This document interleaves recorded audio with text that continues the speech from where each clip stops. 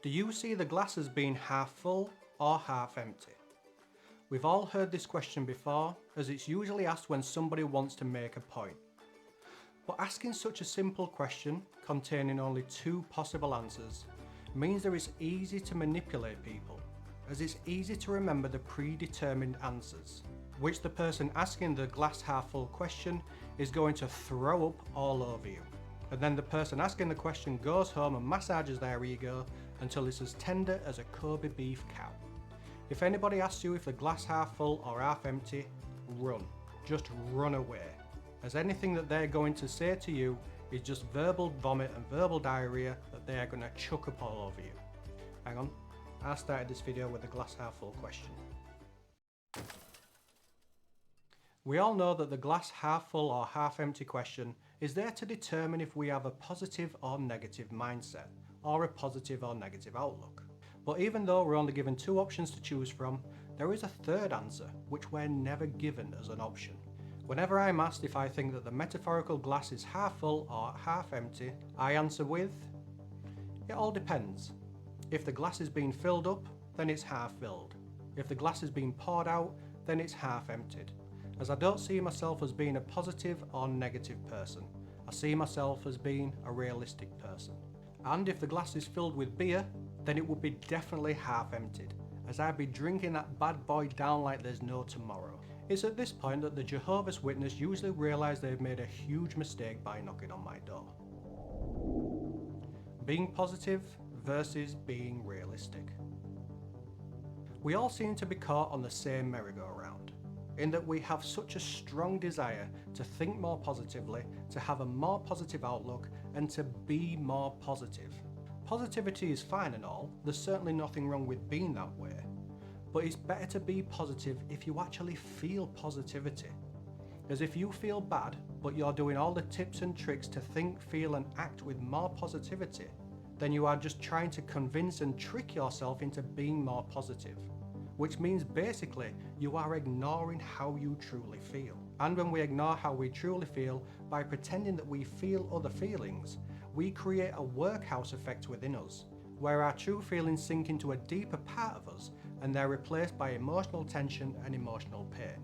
So the next day we wake up feeling worse and we have to dedicate even more of our time by focusing even more on the tricks and tips to make us feel positive. Meaning again that our true feelings sink even deeper into us still, and the emotional tension and pain is eventually replaced by emotional agony. Then when we wake up the next morning we have to apply the tricks and tips even more, and so the cycle continues. Why do we do this, and where did this come from? The quick answer is, it came from the world of self-help, starting back in the early 90s, and it was still going strong towards the late 2000s. I don't know what happened during this time, but it's as though a scientist observed naturally positive people and noticed that their thoughts, feelings and beliefs and actions are all done in positive ways, which then creates even more positivity for them and for the people around them. Then it's as though the scientists reported their results and conclusions to the world of self-help, which in their conclusions came up with a formula for achieving positivity. If you want to live like these people over here, then do these simple things.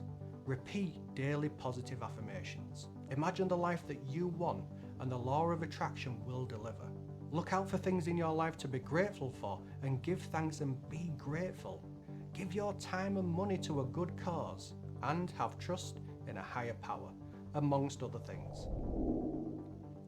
The trouble is with this model though, is that we was never told that the people that the scientists study had either found their soulmate and were deeply in love, which naturally triggers positive ways of thinking, or that some of them had earned or won $1 million, hence they're not using the law of attraction to attract things into their lives, they was actually using their credit cards. Or they was doing that thing that only rich people seem to be able to manage, which is to take a chunk of money and somehow turn it into an even bigger chunk of money. Or that a few of the people studied have found their absolute dream job, which people admired them for doing and they got paid handsomely for. Which, if you find your dream job and you're admired by many and it pays well, if you can't find things to be thankful for, then I guess you're fucked. But instead of giving us the full picture, we was given something that we could all achieve, which were all things that are a natural knock-on effect of being rich, being deeply in love, or finding your dream job naturally create, which is to think more positively, be kind and give back, use the law of attraction and be grateful for the things that we take for granted. And these types of things was packaged as a positivity formula. The self-help gurus left all the vital information out of the positivity formula, as the true reason why some people lived with daily positivity, from finding true love to becoming financially independent, or to discovering their dream job, would either be too difficult for the majority to attain, or this type of struggle wouldn't appeal to the majority of people, or the fact that it would involve heck of a lot of luck, which, finding your soulmate for example, would involve 1.5 tons of luck, maybe even 1.75 tons. But the truth is that not all of us will be rich, and not all of us will find our soulmate, and not all of us will find our dream job. But what we all can easily do is follow the positivity formula and consciously think the way a person in love does, and be grateful the way a person who has found their dream job is, and use the law of attraction to make us believe that one day we will live in that $1 million mansion, wake up next to that beautiful partner, eating the most amazing breakfast made by our personal chef, except without the finance to pay for those things, that is. But thinking about it does make us feel good. And the reason it makes us feel good is because we're just manipulating our guidance feelings. But by following these kinds of positivity formulas, what we discover for ourselves is two things. The first is that following the positivity formula does make us feel better, especially in the beginning. But the second thing that we discover is that the more we follow the positivity formula, the more we have to dedicate our lives to it. I spent around 2 years following these ways of creating more positivity in my life. And in the beginning, I loved it, as it did create more positivity. After around 6 months, I was vomiting the positivity formula over everyone I knew, which rather ironically made them feel worse for being in my presence, which resulted in when I couldn't keep up this positivity formula before because it was basically taking up all of my time while I was awake, and I was still feeling bad and I needed my friends around me to give me support. I had alienated them so much that some of them just reveled in the sudden collapse of my house of cards. Looking back, it's easy to understand why they seemed to enjoy my downward spiral, as rather ironically, it was the law of attraction at work, showing me that I never was positive, I was just pretending to be. If pretending that you are positive is working for you, then good for you, sincerely. But by following the positivity formula, something that you will never have is an understanding of how your feelings truly work. If you are trying to put your positivity hat on every day, then all you are learning how to do is manipulate your feelings and becoming better at manipulating your feelings. Being realistic about how you feel. Being realistic about how you feel is a great place to start. But over time, continuing to be realistic about your feelings will make you want to throw in the towel, as it can easily create a downward spiraling effect when it comes to your mental health. Though being realistic about how you feel really is an excellent place to start, as it will allow you to better evaluate what you can and can't do, like meeting up with friends for a coffee compared to applying for a new job. And being realistic about how you feel will allow you to better evaluate what you can and can't achieve, like doing the laundry and having a tidy up compared to repainting your living room. But before you can be realistic about how you are feeling for the majority of the time, it's essential that you learn how your feelings work whilst you are being realistic. And you do this by learning what you can do when you are feeling bad to turn them into good feelings. Learning what triggers your bad feelings and learning how to change your feelings whenever you want to. What I've just described, all this, is a huge aspect of what defines emotional intelligence.